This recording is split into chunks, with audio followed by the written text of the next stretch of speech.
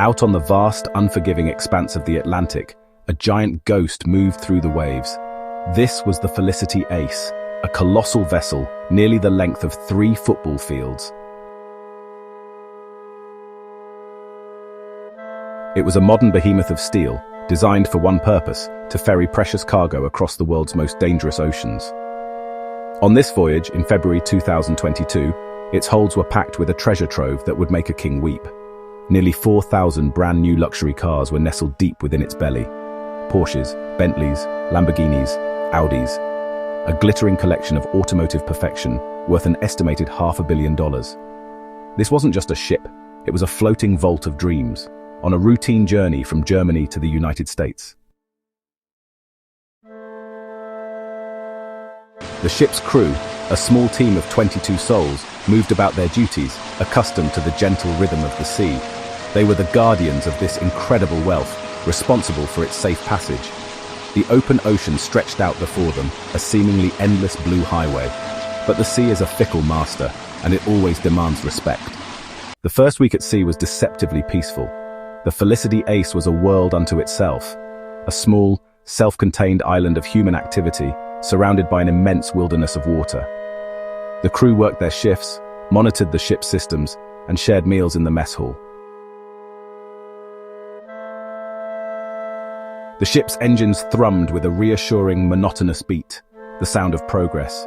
Below them, the multi-million-dollar cargo sat in silent darkness, each vehicle a dormant beast waiting to be awakened. On the morning of February 16th, 2022, the ship was cruising steadily about 90 nautical miles southwest of the Azores Islands. The weather was fair, the sea state manageable. It was a day like any other. Everything was normal. All systems were green. But deep within the labyrinthine cargo decks, something was wrong. A fatal flaw, a hidden danger was stirring. The first sign of trouble was a wisp of smoke.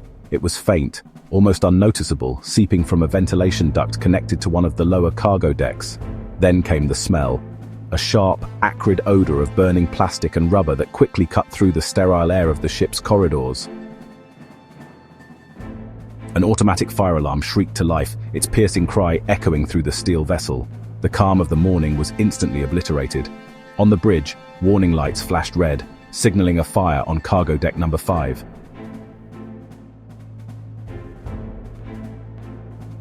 The captain's voice, firm and urgent, crackled over the ship's intercom, ordering the fire response team to their stations.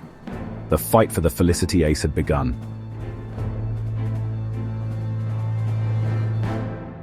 But what they found was not a small, containable blaze. They were met with a wall of thick, black, toxic smoke that choked the air and reduced visibility to zero. The fire was already feeding on the cars, their plastic interiors, rubber tires, and tanks of fuel, creating a hellish cocktail of flammable materials. The cargo holds were packed with thousands of electric vehicles, and their lithium-ion batteries were catching fire. When these batteries ignite, they create a phenomenon called thermal runaway. They burn at incredibly high temperatures, over 2,700 degrees Celsius, and they produce their own oxygen, making them nearly impossible to extinguish with conventional methods. Mayday, mayday, mayday, this is Felicity Ace. We have an uncontrollable fire on board. We are abandoning ship. Mayday, abandon ship. The call went out across the airwaves, a desperate plea for help in the vast loneliness of the Atlantic. Mayday, mayday, mayday. This is Felicity Ace. We have an uncontrollable fire on board. We are abandoning ship.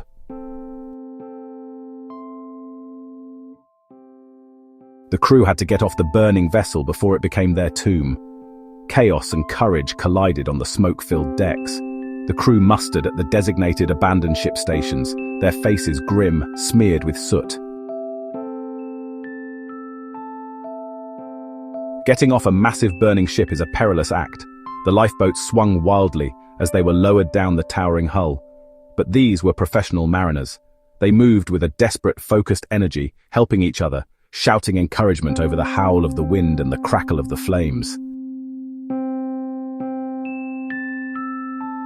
As they pulled away, they looked back at their ship, now a pillar of black smoke against the blue sky. Adrift but alive, the 22 crew members huddled together in their life rafts, watching the ghost ship burn. They were safe from the fire, but their ordeal was far from over.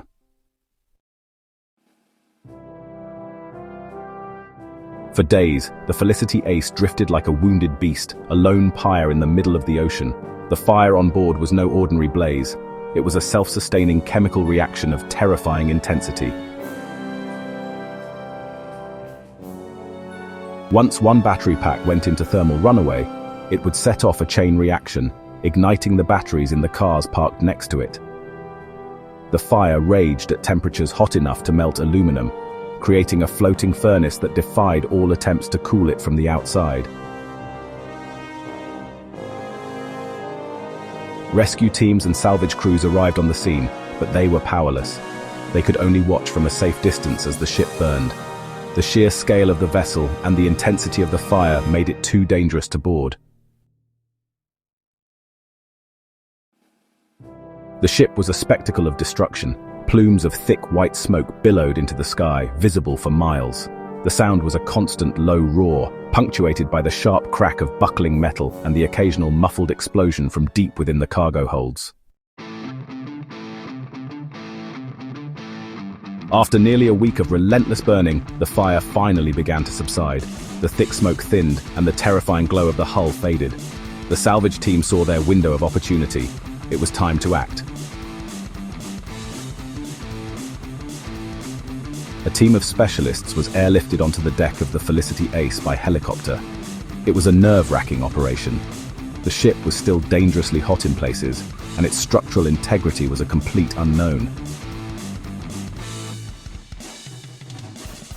Working with grim determination, the team managed to secure the tow lines.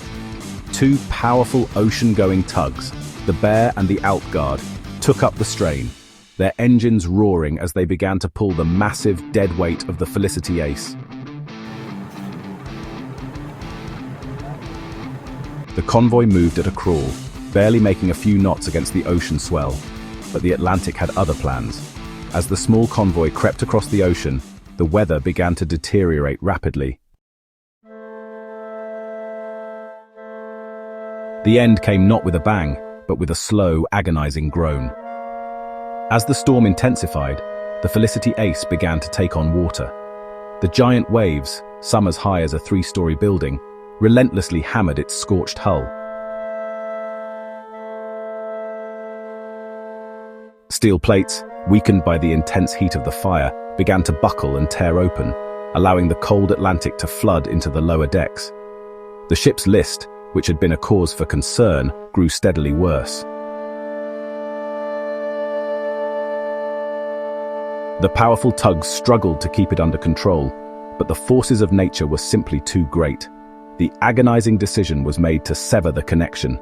The massive tow cables were released, and the Felicity Ace was once again set adrift, alone and at the mercy of the storm. The ship's final hours were a dramatic slow-motion ballet of destruction. It leaned over at a 45-degree angle, its port side rising high out of the water, exposing the keel. Waves washed completely over its submerged starboard rail, pouring thousands of tons of water into its cavernous holds. The final moments were swift and decisive. The Felicity Ace, having surrendered to the storm, began its final descent. The stern slipped beneath the waves first, causing the bow to rise one last time, pointing towards the stormy sky in a final, defiant gesture. Then, with a great sigh of escaping air and the screech of twisting steel, the entire 650-foot vessel slid backward into the ocean. It disappeared with shocking speed, creating a vortex of churning, frothing water where it had once been.